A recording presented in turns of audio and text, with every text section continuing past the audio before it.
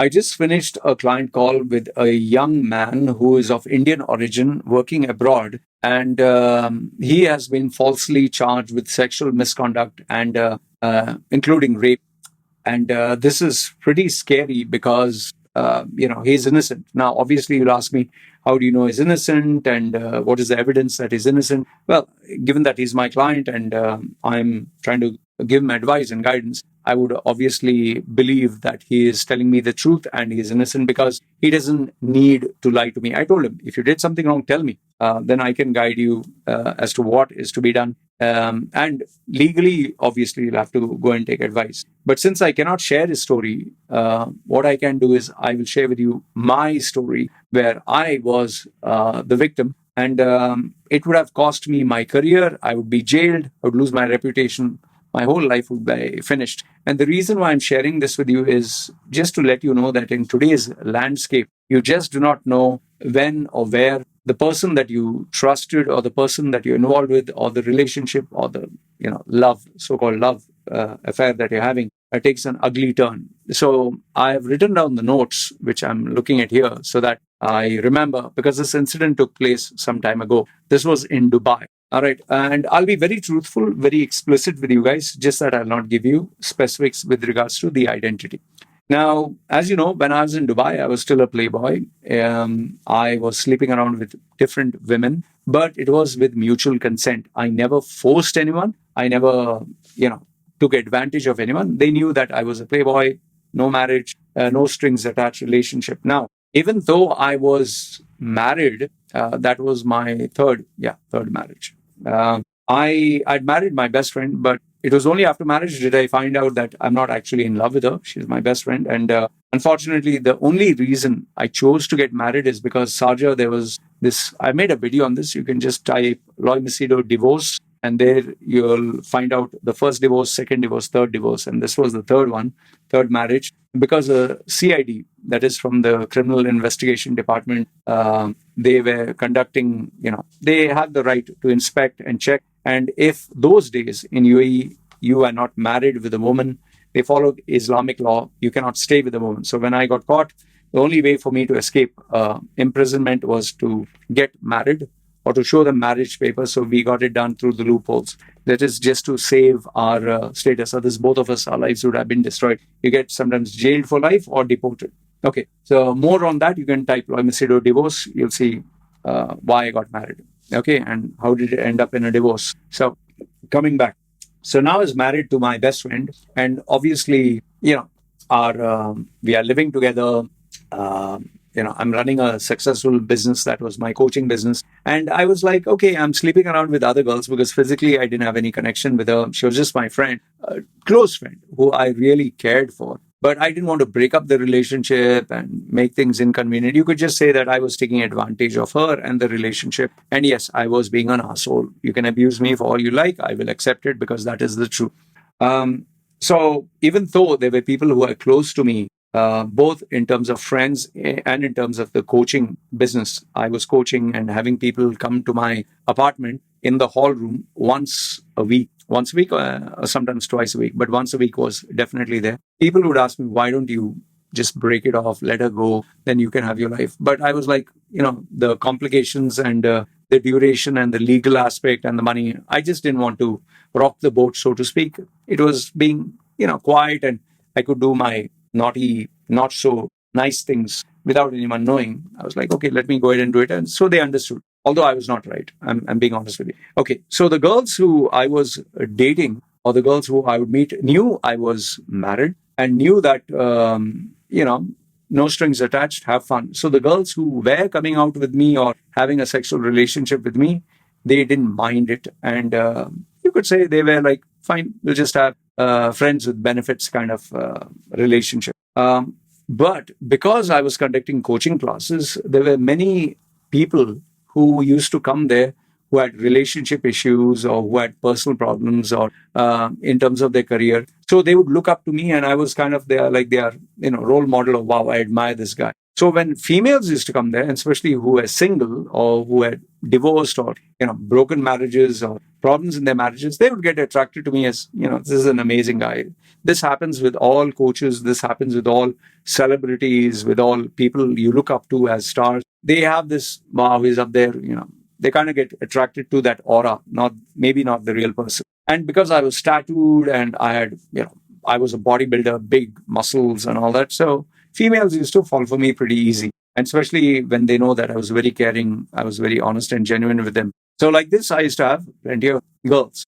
This particular female who this incident is revolved around, she came to me with multiple issues. Okay, she was not very hot or very attractive, but she had a very abusive boyfriend. She had taken a bank loan to take care of the boyfriend. She had a job, but she lost it. She even had an unwanted pregnancy where she terminated the pregnancy by herself in UAE. I don't know how she didn't die. She did it by herself, the abortion, which was absolutely a shocking thing for me to know. So she was one of those extreme females. And on top of that, she had the vices that were drinking, bad company, smoking. So overall, her life was a mess, but she was an average female. She was not too hot. And she came to me, she came to find out about my classes through somebody else. And then once she started the coaching class, and remember that somebody else was a female client who I have to, sorry to say, but I also had an affair with her.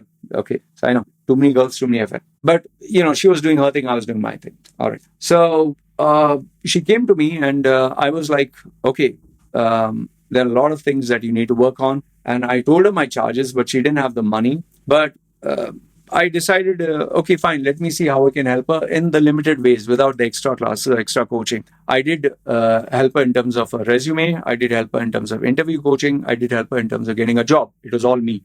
I take full credit for this because she didn't know how to do it. So after that, I kind of gave her advice. I put her in touch with professionals. I put her in touch with women who helped empower other women in terms of what to do in terms of physical exercise, meditation, in terms of, let's say, makeup, in terms of personal grooming, how to look even better. And these are all people that I knew of the industry. And because she was going through a tough time, all of them chipped in on my request to help her for free. Fine. So as time went by, she got into a much better place. But I told her, unless you break up with your boyfriend, nothing is going to happen because you're still going to an abusive relationship, which she finally managed to successfully do it. And then she took her own, sharing accommodation from the apartment that she was living with him. And she started a new life there. And eventually, as her life started to improve, as we were there in the coaching process, she kind of got close to me. She kind of started trusting me more, like me. And she always used to give me,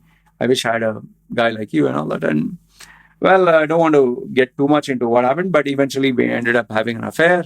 And yes, it was a physical relationship. And well, she was happy, but she knew for a fact we couldn't get married or we didn't have future because I was like, I'm already married with this. It's already a mess. I don't want another. And I'm not emotionally involved with you. I'm not in love with you. So she totally understood. All right. So then because I put her for all these kind of different trainings and, women's empowerment, she finally decided, why not I also take up coaching? She wanted to be a coach like me. And as she started to improve, people who knew her saw the improvement and they were like, oh, I want to improve like you. I want to be like you. And initially she used to recommend clients to me, but then she asked my permission and she said, is it okay, instead of me sending clients to you, I can start coaching them, but can you help me become a coach and can you help me know what to say, how to say? So I'd spend hundreds of thousands of dollars from reading books, DVDs, CDs, MP3s, going for training programs, going for coaching. So I told her, you obviously don't have that kind of money, but what I can do, I'll give you the fundamental basics. And I do have some material, but you'll have to return this back to me because it's expensive. So she said, fine. And she agreed to, because obviously she wanted to upgrade it. So I did charge her money and I normally take 100% money from clients because she was working now. So she could afford to pay me. So I made an exception with her that you pay me later on after a period of time, let's say 2 months, 3 months, and pay me, but make sure that you constantly pay me and give me back my stuff, which I've given you. I think I give her $2,000 or above. Say maximum, it doesn't go beyond $3,000, the material that I gave her. So fine, she started moving into coaching, and she was doing more or less the same thing I was doing. I didn't bother or check what she was doing because I was busy in my own state. So as time went on, I don't know who it was that she went to, but one of her coaches suggested that I was a bad influence for her, a bad influence, or I was taking advantage of her. I don't know how she managed to brainwash her. And she told me this, that Loy, I spoke to this coach. This coach is into the spiritual, this, that, whatever. Because by the time she realized if she has to improve, she has to go to multiple coaches. So this one, I guess, female who saw my profile didn't like my profile because, obviously tattooed and all that. She was like, this guy has a lot of, bad karma, bad energy, and you need to get away from him. Then you'll succeed beyond anything else. And because they were collaborating with each other for the coaching, so she said, Loy, I just want to stop this affair, stop this relationship, which I was perfectly fine. I said, but that's totally fine. I never asked you to continue. We're just, no strings attached. And she said, I even want to stop the coaching. I said, fine, it's okay. But I did remind her that she has to pay me back because, you didn't pay me. And plus you have to give me back my material, which I got. Those were years and years of, rare educational material. She said, fine on both the accords. Okay. Finally, we had agreed that after, I think 3 months that she was going to pay me lump sum. So, time went on, and I always keep a reminder. After 3 months, I got in touch with her. I called her up and I said, hey, I would just like my, where's the money? And, I would just like my stuff back. So there she, postponed, okay, I'll give you after a week. And you know how it went. After a week, I called, okay, after 2 weeks, okay, after I get my salary. Finally, I got fed up and tired. I was like, listen, stop. We have been very honest with each other. We have been transparent. We have had this relationship. I don't want to ruin it. You owe me money. Okay, a substantial amount, and you have to pay me for these. You have to give me back my educational material. Overall, I would say that she had to pay me in the range of $10,000 total if you put all of it together.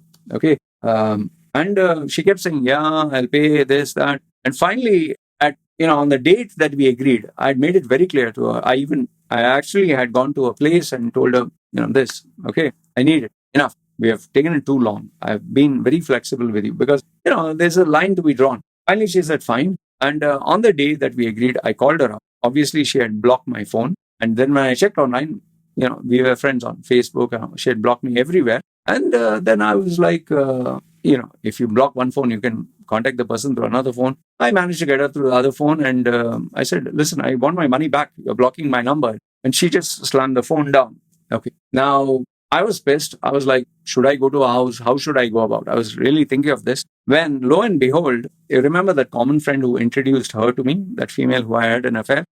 She called me up and she was like, hi, Loy, how are you?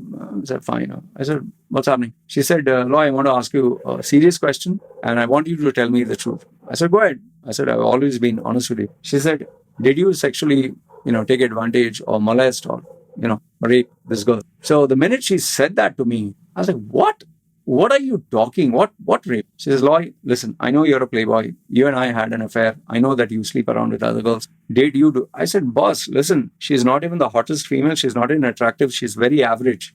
Yes, I did have an affair, not beating around the bush. Yes, we did have sexual relationship, but it was consensual. I never forced him. Why the hell would I force her? I mean, there's nothing in her that would make me go crazy. It is just that, okay, you want to have fun? We can have fun. So she said, then why is she making this? Then I told her she has to pay me for the coaching. She has to pay me for this educational material. And then she asked me, do you have evidence and proof? I said, I just have the chats, the chatting that we did. And she said, okay, I will go check with her. I said, yeah, go check with her. Please tell her to give my money back. And the following day, she called me up and told me that, Loy, she's threatening to make a police case that you've raped her. And she told me, she said, Loy, I don't want to get involved in this. She is asking me to come as a witness and speak against you. I don't want to get into all this, but she wants to make a police case and she wants to take you to court. And she has written a letter and she's already contacted with that other coach, a legal lawyer and all that assistance. And she was breaking down with tears with,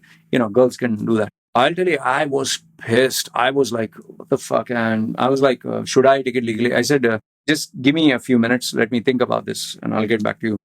They always say, don't make a decision when you are in an emotional state. I was like, I'll take her to court. I'll show this. But then with a cool mind, when I did speak to a actual lawyer. One of my clients was a lawyer. So I spoke to him in confidence, and he told me, let me get in touch with one actual lawyer who deals with issues like these, all in UAE. So he spoke to him, immediately got back to me. He said, Loy, listen, she's a female, she's a woman, and her tears and having, false is saying, there's always a 50-50% chance you'll win or lose. It's a gamble. It can go in any side. But the reality is, if a girl shouts rape, they believe the girl by default. You will be at the losing end because you're already married, and that will work against you. So whether you're guilty or not guilty, because you're married, it'll work against you. And on top of that, it is, she will have fake witnesses. You are tattooed. You look like satanic. You look evil. Everything will work against you. So he said, it's better you just let go of this. Let her take the money. Forget. I said, fine. He didn't make sense. And then I called up this common friend and I told her, okay, just tell her, fine.